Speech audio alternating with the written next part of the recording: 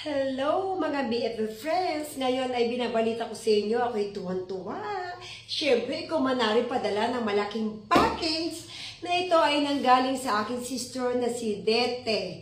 May Dete na kapatid na taga San Diego, California. Thank you so much sa iyong magandang package na kadarating lang kaninang umaga.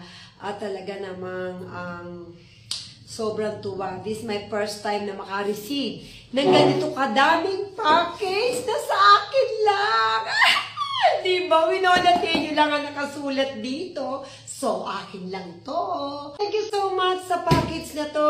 Much, mahal kong Dete. Ingatan ka ni Lord.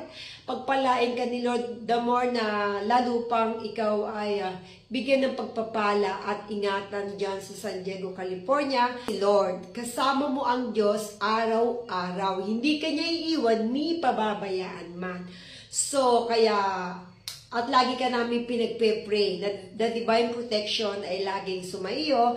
At sa iyong nalalapit na pag-uwi by August o September, welcome home. At sana mag-stay ka rin dito sa bahay ko. Kung 1 month ka, mag-stay ka kahit ilang weeks dito o 2 weeks dito sa aking bahay. At dahil marami kang kapatid, ng 1 month dito. Naku, banding-banding tayo. Pag